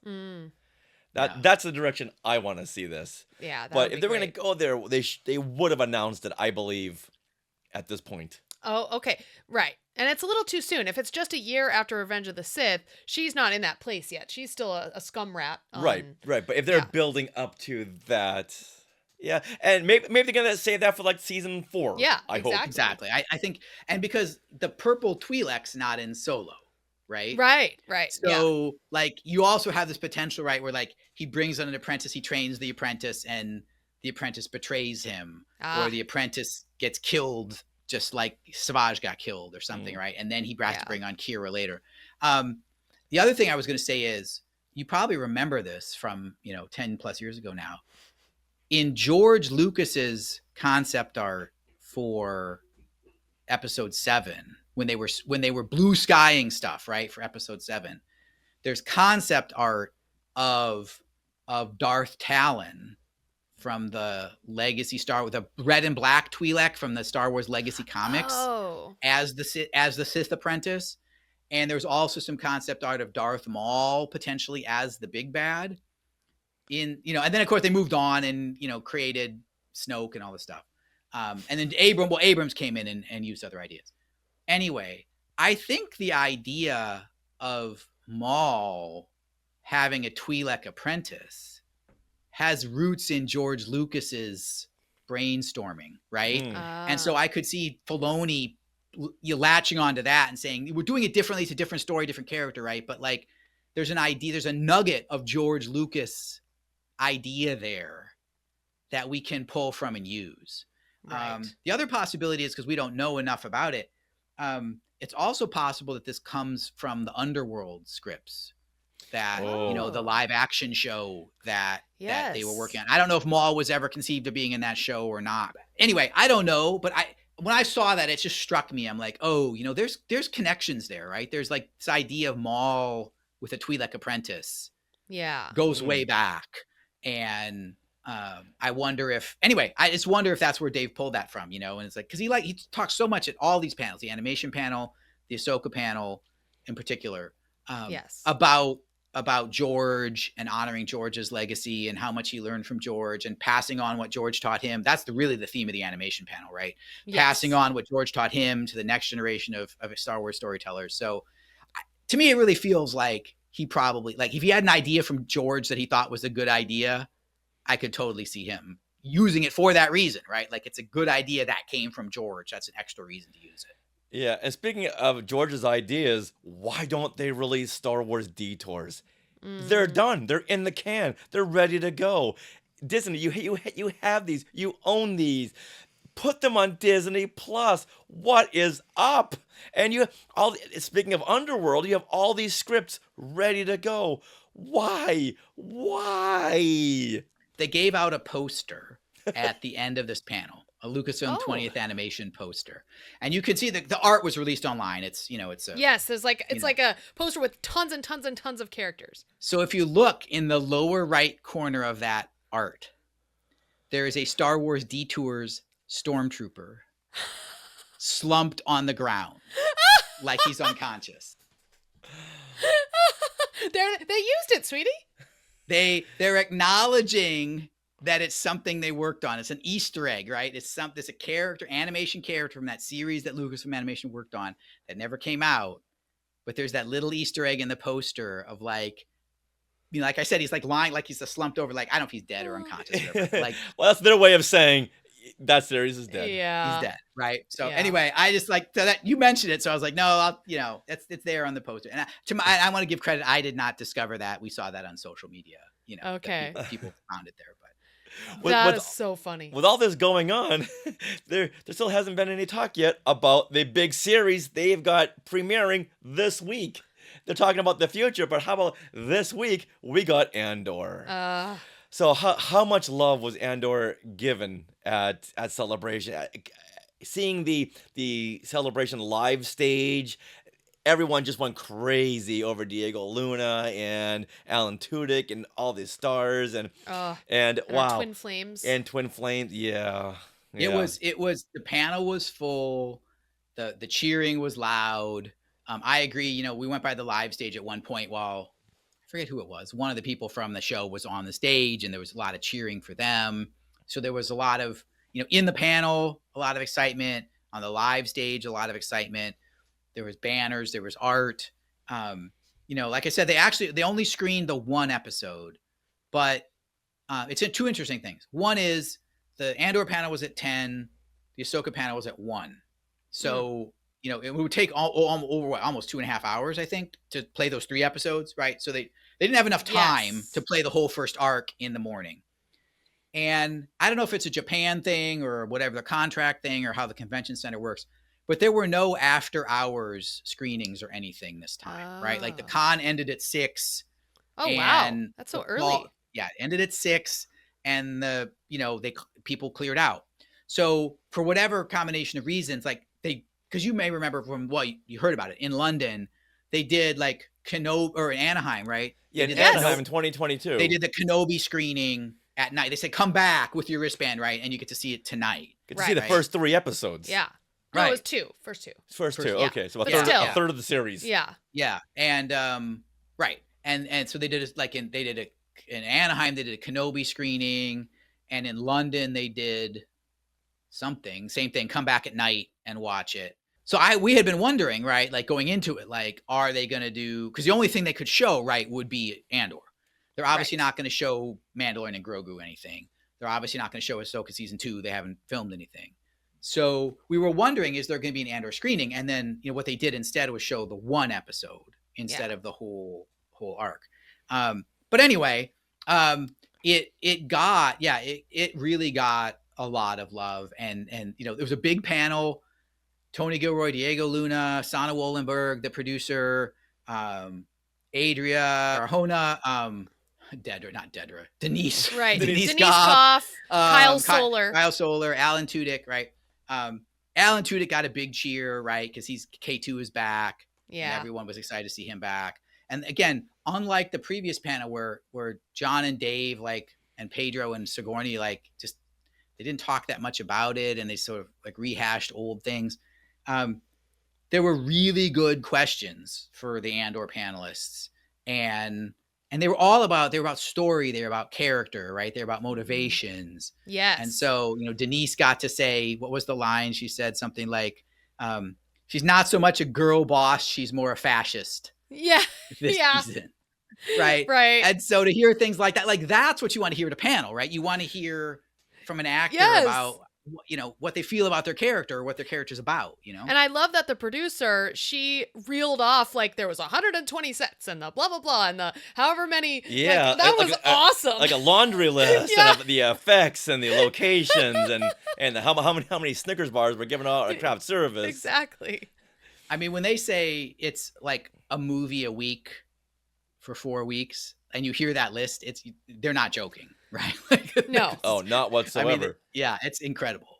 And then to see Denise Goff and Kyle Soller on the live stage, and she goes into the dinner party from hell. Oh my God. It's like, okay, there's our next episode right there.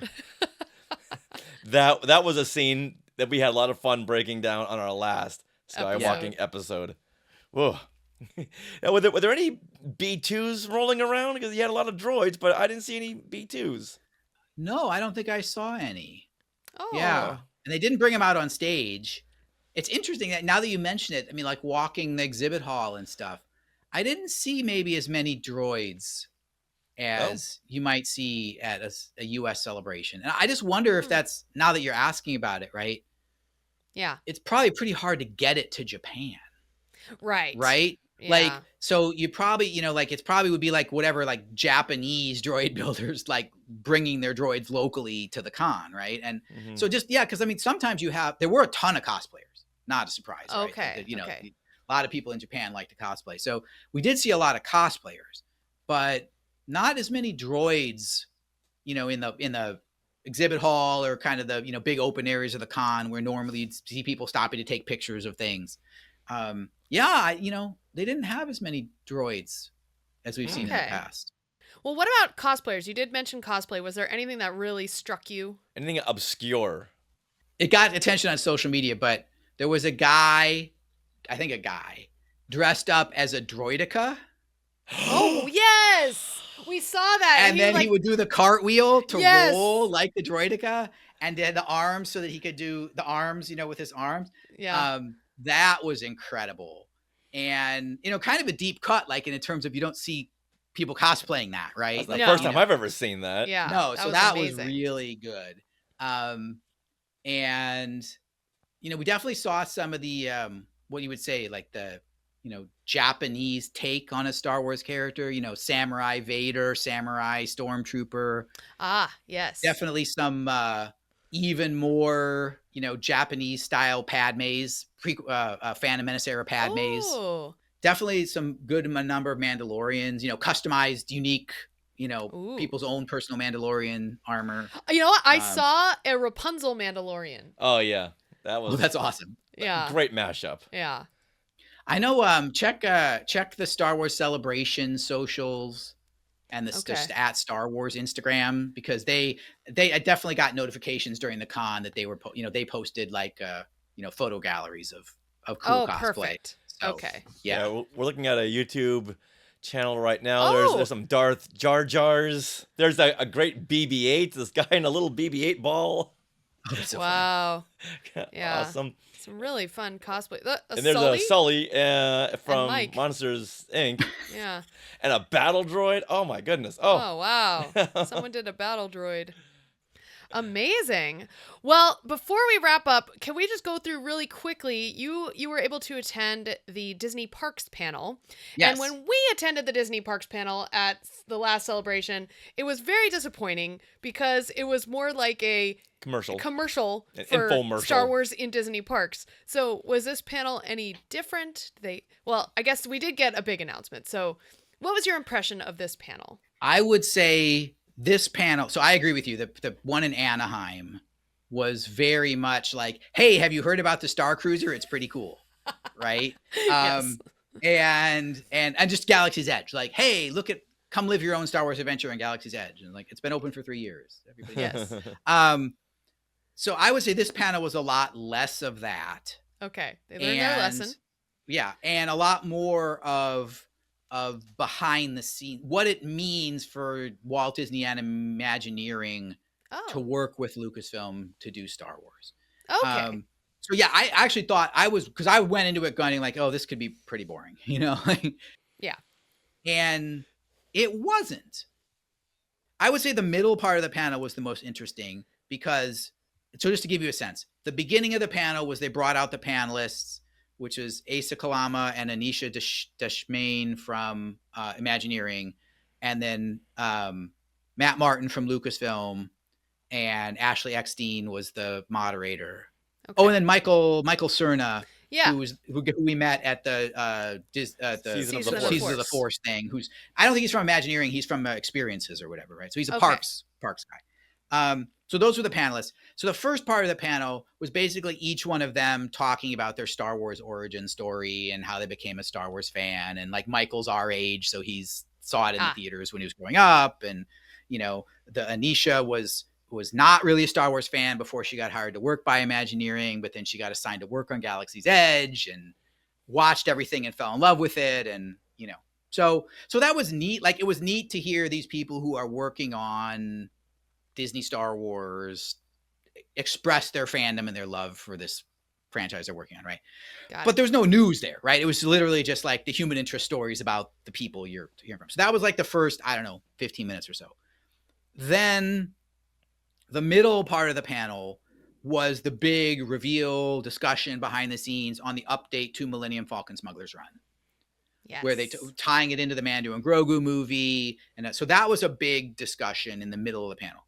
And then the rest of the panel was more this like the commercial stuff where they talked about like, you know, you're bringing Luke Skywalker to Galaxy's Edge at Disneyland. Why is now the right time to bring Luke into Disneyland? And then they talked for a few minutes about the Shadows of Memory projection show and how they decided to do it and what they, you know, how they put it together and and then they talked about the new parts coming to Savi's workshop and then they talked about the BDX droids, right? So like that was a little bit more like, hey, this is cool stuff you can come and see at the parks, right? Yeah. So that's a little more, you know, so less interesting for us who's like seen that stuff. Yeah, but people over in Japan like, oh, this is all new information. Right. And like none of that's at Tokyo Disney, right? So like, you know, yeah, Japan doesn't have a Galaxy's Edge. Okay. Yeah, so they only have a Star Tours, So so that middle piece talking about Smuggler's Run, like that was worth going. That was cool. And it so basically started with, you know, them saying we're doing this brand new story for Smuggler's Run. And I had been curious about this. I'm paraphrasing now, but basically they said, we're not changing Hondo Onaka's transport solutions. Okay. Right? Yes. So, you know, like that part of like that staying the same.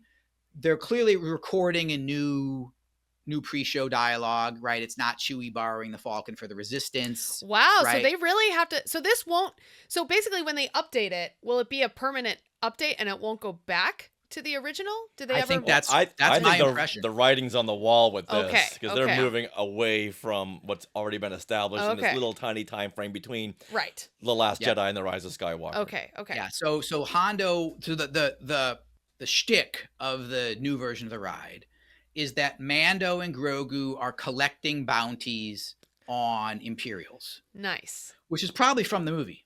Yeah. Right? Absolutely. So they're collecting bounties on Imperials. And Hondo sends the Falcon along with them to help them, right? And then, so this is tying into, they can't change the ride too much.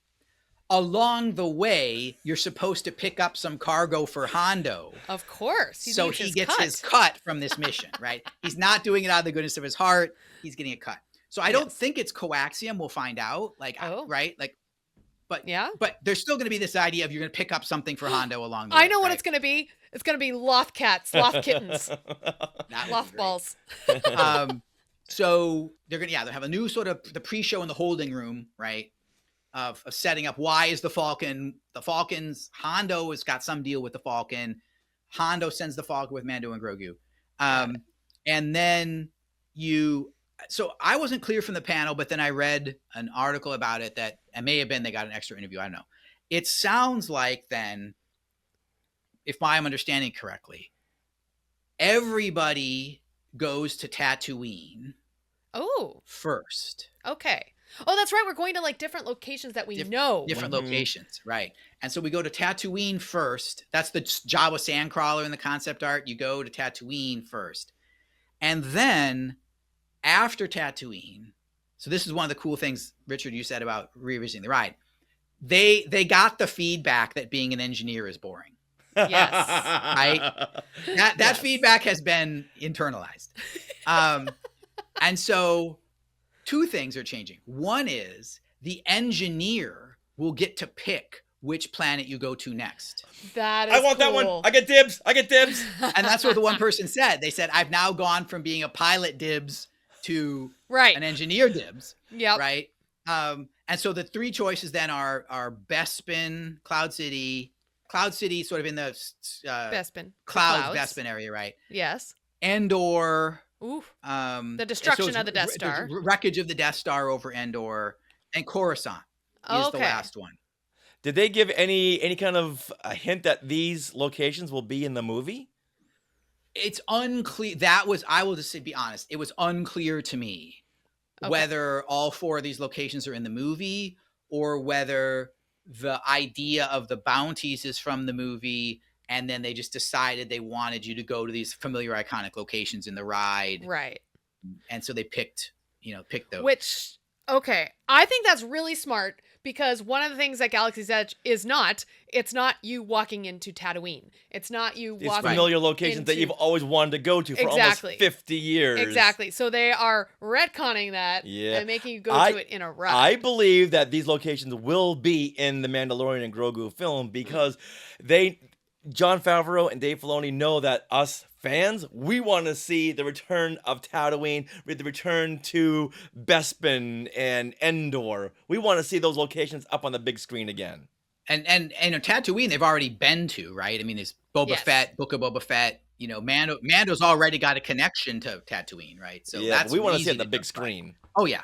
So the engineer will pick either Bespin, Endor, or Coruscant, and they specifically said the Coruscant is designed to give the vibes of the speeder chase from Attack of the Clones. Oh, I hope they use the music. Oh yeah. Yeah. So it's amazing. Not. It's that's almost like PT, right? Like so you're giving a little throw out to the prequel era fans too, right? So absolutely. Well, Tatooine's kind of in both trilogies, right? Yes. So there's that, and then the other thing that they did to the engineer is there's that little screen, right, where it shows the results. Yes. When you're done with the ride, the engineer is going to get to interact with Grogu on that screen. That's so cute. During the ride.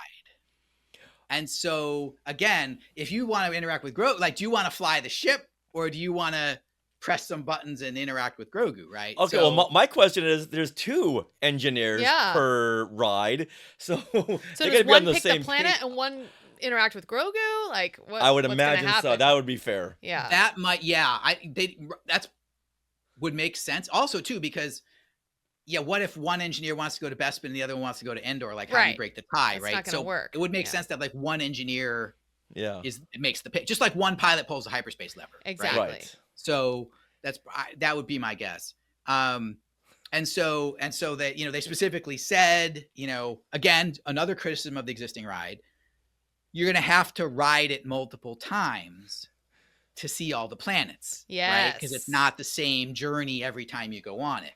Right. It's like Star Tours. Yeah, more like giving people a reason to ride again. To ride it again. And Richard, what you said, there was Anisha Deshmain said, they're deliberately making this decision.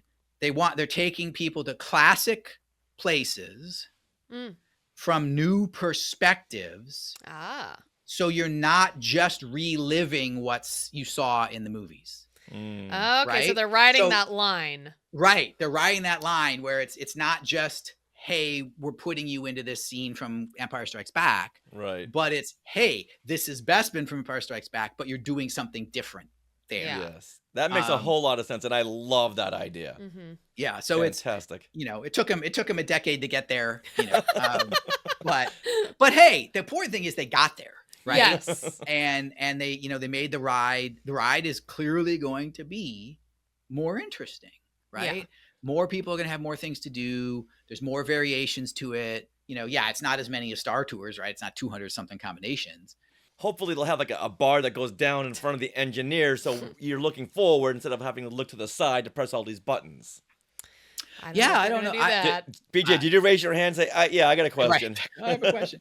The other thing is, they're now also with this giving themselves the permission structure to change it more in the future, right? Yes. Now it's a changeable ride. They could, long term, they could make it more like Star Tours. They could add a different opening. They could add a different, more alternatives. They'll integrate it with Starfighter. They get it right. Or you could do what they do on Star Tours, like you guys know, like when the AHSOKA thing came out. Right. That was all you got for a couple months, right? Right. And then so you could do something like when Starfighter comes out, you say, we're gonna, I don't know, pick a planet. We're gonna pull Bespin from the rotation because maybe there's only 3 buttons, right? And so you can only have 3 choices. Yeah. We're gonna pull Bespin from the rotation and put this other planet in. And then over time, we're gonna so maybe if you go to Disney parks multiple times a year, maybe there's different options throughout the year for where you go on Smuggler's Run. They now have a permission structure to do that. Yeah. Yeah, maybe they'll, with each ride, the one person in the cockpit will be the person that Mandalorian and Grogu are going after. So it's like a Rebel spy version. It wouldn't be funny if every time it was me. No. that would be very That ironic. would be awesome. Or Richard. Yeah, no, so, so that kind of stuff I felt like really made the panel worth attending. Cool. Right? Like it was, because, they put up an article on StarWars.com, later that day with a lot of this information in it. So it's not like it was, breaking news that the fans are sharing that, you're not going to hear about otherwise. But it was cool to be, and I sent you some pictures that you put on the Skywalking socials, of the concept art that they put on the screens and stuff. And like, it was cool to be in the room for that. Right? Like it wouldn't have been the same just seeing a StarWars.com article later about, here's some more information about the update to Smuggler's Run. Right. So like, I'm glad I went to the panel because it was cool to be in the room for that. So yeah, that's awesome. And this update will come out the same day as the Mandalorian and Grogu film, which is May 22nd, 2026. Yes. Correct. Yeah. Very excited But I'm about sure that. there'll be some cold openings. Yeah. Oh, we might get a media test opening. runs, and media runs. Hopefully yeah. AP or I guess Magic Key previews. Yeah, right. We'll see. Well, that was the other funny thing they said at the panel is apparently they do not have a test pod somewhere, right? Oh. So they literally go into the park after it's closed and load up the new stuff and test it in the ride in the parks. That's amazing. So, right, because, you would think they would have like... something in Burbank at Imagineering that would have this test pod. Right. No, but, Matt Martin was joking. He said there's worse things to be doing at 3 a.m. than riding Smuggler's Run, So, but I thought that was really interesting, right? Because you might think that a lot of their work normally would be at a work site somewhere, right? It would be off-site. But they're actually testing. Now, maybe they pre-tested it somewhere else. I don't know. But like, we're sitting here a year ahead of this ride launching in the parks, and they are going to the parks after hours to test it. Wow. So, which again means if you know the right person with the right flash drive, apparently you could ride it now, during the day at Disneyland if you could trick someone into loading that programming into your ride. You just wouldn't get the pre-show. True, you would not get the pre-show. But wow. Anyway, so like that's like pretty neat, right? That like like they're testing it in the park. So, and that's I think also really fun because you think about some of these rides like Splash Mountain, Tiana's Bayou Adventure, right, or some of these other rides where Haunted Mansion at Disneyland where the ride is closed for a couple weeks, right, to put the overlay in. This one, they're going to flip a switch. Wow. You know what I'm saying? Like they're setting themselves up to be like, on May 21st, you're riding the Hondo Coaxium Chase the Train ride, and you come back on May 22nd, and you're with Mando and Grogu. Wow. Like, you know what I'm saying? Like, that's pretty wild, I think. I mean, they didn't confirm that, but like, to me, right. unless they have to physically rebuild something in the pre-show, but even then they can probably do that overnight because it's one room, right? Right. Yeah, just take the HDMI plug and put it into this socket right over here and we're ready to go. So like that's pretty neat, right? That they're going to be able to almost turnkey this new ride in the same way they do with Star Tours, right? It's just right. Same thing. They don't need to close Star Tours. You just upload. It's a slightly different program for how you shake the box and what goes on the screen. So, that's pretty cool. That's awesome. So, yeah, I mean, I was like I said, I was really glad I got to go to that panel. And again, having the media wristband, you didn't have to wait in the long line for the Twin Sun stage. You could just walk up to the nice little friendly Japanese lady guarding the queue and say, I have a media wristband, and she waves you right cut the line to go in and get a seat. So, and worth doing a weekly podcast for 11 years. That's right. Well, BJ, we wish we could have been there with you and Trisha and the thousands and thousands and tens of thousands of other fans, but we're so happy that you were there in our place. Yeah. So if anyone wants to reach out to you on social media to get more information or to say, wow, that was a good analysis, where do they go? So my social media handle on the various sites, including Instagram, is Red Pen of Lex, which is a long lost fan fiction era username reference.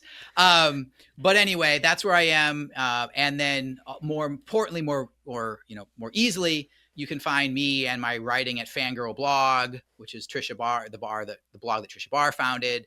A lot of my blog posts and things are there at Fangirl Blog, and the contact information is there as well. So yeah, it was a pleasure to come on the show. And again, thank you for letting me hop on your media badge that you couldn't use this time.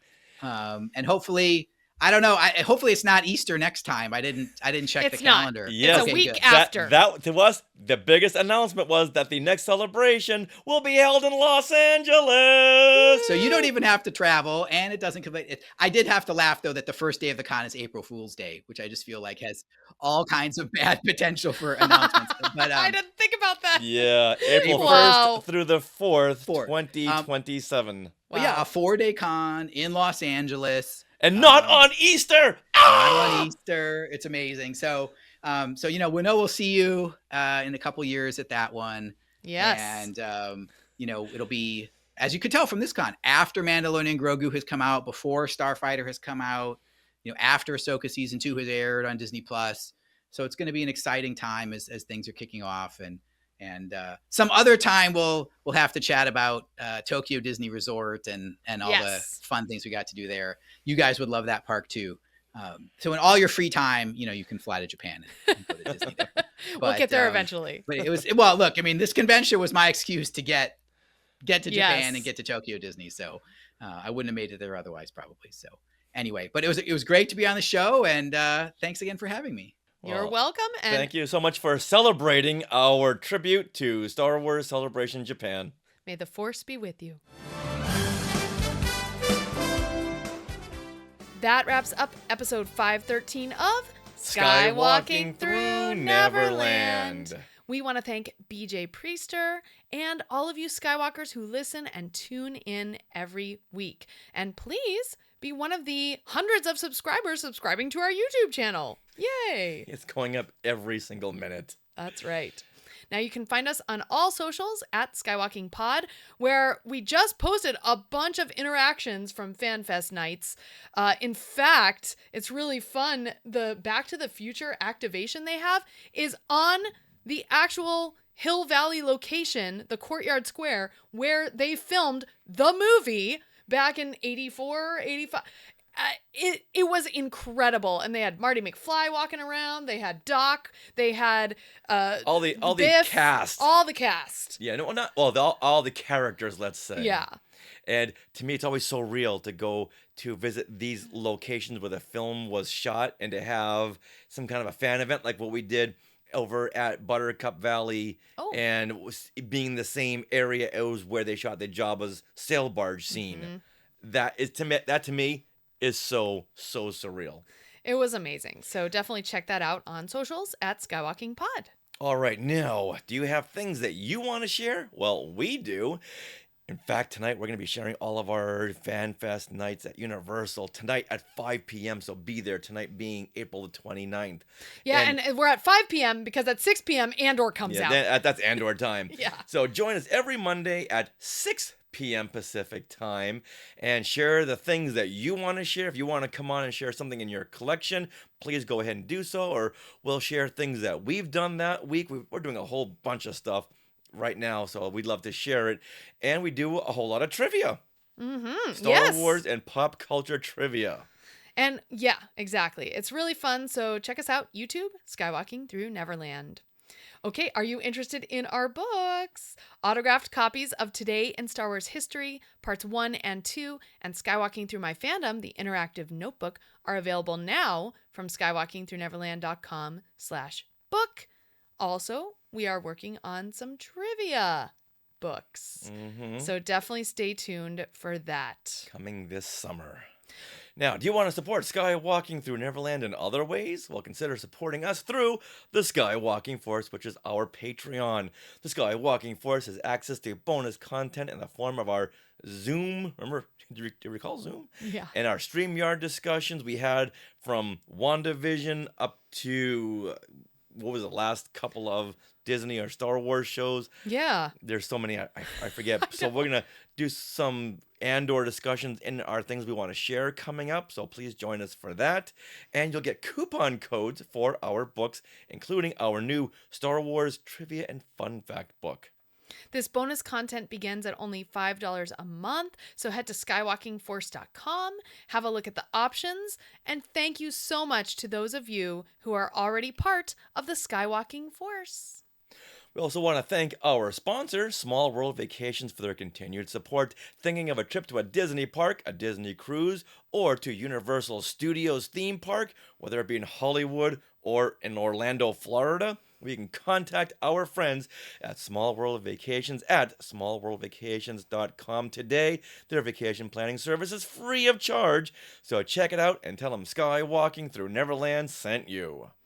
Now we are part of the Skywalking Network, Skynet, where you can find other great shows like Talking Apes, Star Warsologies, the Max Effects Podcast, the Neverland Clubhouse, Totally Tell Me Everything, and the YouTube shows Collectopolis and Today in Star Wars History. Also today in Star Wars History, Steve Blum and Irvin Kershner celebrate their birthdays. Oh. And always remember, never have your celebrations over Easter weekend. And Neverland on Alderaan. Hey, look at those names to the left. They are part of the Skywalking Force, our Patreon. Become a producer yourself and check out all the Disney Plus themed bonus content available depending on the level you subscribe. Become a member of the elite Skywalking Force at skywalkingforce.com.